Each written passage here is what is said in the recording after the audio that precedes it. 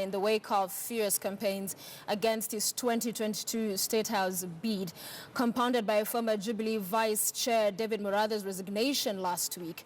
But just why has the anti-Ruto campaign intensified? Well, tonight, our political affairs reporter Muremi Mwangi revisits Ruto's past political tests and explains why those opposed to the deputy president's ambition to succeed his boss are in for a bruising fight. Here's House of Cards.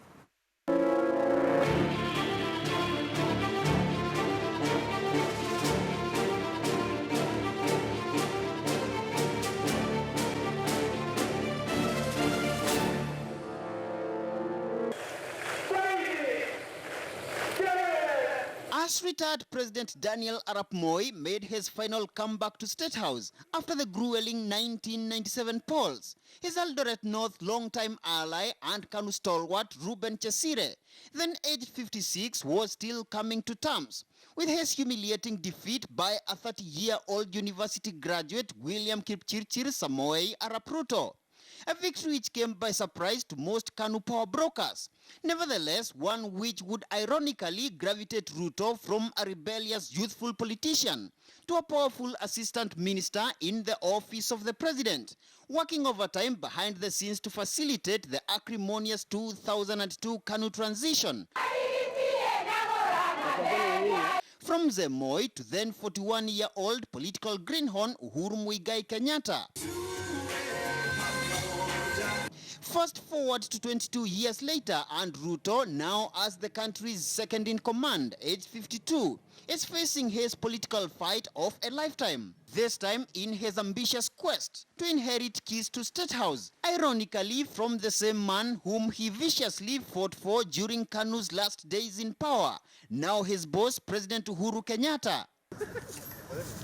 But this ambition has in recent days seemingly angered powerful power brokers behind the presidency, as seen through the eyes of Kenyatta's longtime ally David Murathe, who resigned as Jubilee Vice Chair on Sunday with a promise to mount every roadblock on Ruto's ambitious journey to State House. Nobody is saying that the Deputy President should not be contesting. In fact, a lot of people are relishing that contest against him because they have loads and loads of stuff on him which they are willing and ready and waiting to unleash. Mimi nitashindana na wale watakuwa ndani ya Jubilee, na mimi niko tayari kama Jubilee itaamua mtu mwingine kupitia kwa njia ya demokrasia, mimi niko tayari kuunga huyo mwingine mkono. But why have the anti-Ruto campaign suddenly hit a near fever pitch more than 3 years to the next polls? Kenyatta is constitutionally barred from seeking a third term. But his Mount Kenya backyard is yet to pick a successor capable of wresting the Jubilee presidential candidature from Ruto. In the past, the DP's allies have blamed the growing anti-Ruto campaigns on opposition leader Raila Odinga, following his March 9th cooperation deal with President Kenyatta. Interestingly, both Ruto and Raila have previously been associated with an abrasive brand of politics. An attribute analysts argue could have been Raila's undoing in endearing himself to power brokers during his 4 stabs at the presidency. Yet the Kenyatta succession politics appears to be slowly crystallizing into a likely Ruto-Raila face-off. At his resignation, however, Murathe appeared to throw another spanner in the works with a statement which analysts argue could see the anti-Ruto bandwagon stretch their hand for alternatives beyond Raila. This presidency has only been run by 2. Kikuyu akimaliza, Kalenjin nachukua. Kwani hii ni ping pong ama table tennis? If Uhuru and Raila are together, it is their team that will carry the day, irrespective of who the candidate is. So if that candidate is Raila, Mudavadi will have an uphill task. Ruto will still have an uphill task. But if that candidate of the handshake is Mudavadi, it's a done deal. I want to make it very clear. I do not want to be a beneficiary of any free things, all right?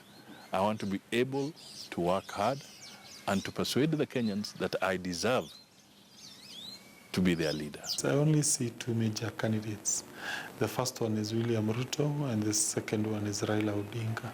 So any proposition that you have a third force, it will be very hard to sell. Besides being a massive grassroots mobilizer, Ruto, a shrewd political tactician, has over the years earned the witty attribute of throwing his detractors off balance when they least expect, as was his surprise about turn on calls to support a pre-2022 referendum, and his recent silence on Murathe's resignation, despite the former Jubilee vice chair having been his fiercest critic. But despite packaging himself as a hustler politician in reference to his humble beginnings from a family without any political pedigree, Ruto's deep pockets have been endearing him to the masses with his weekend church donations. Political culture that we have in Kenya is such that you will not avoid spending if you are going for any elective position.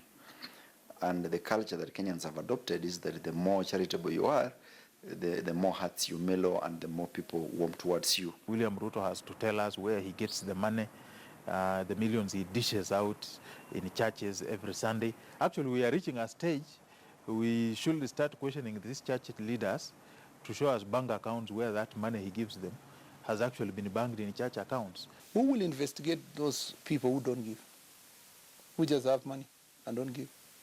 Yeah. Has anyone ever asked themselves, can Raila Odinga be investigated as to why he has so much money he doesn't give out? A thick skin, they say, is a mandatory armor in the murky world of politics. But with the growing anti-Ruto rhetoric, the DP no doubt has to review his strategies as the 2022 political drumbeats intensify. Murimi Mwangi, KTN News in Nairobi.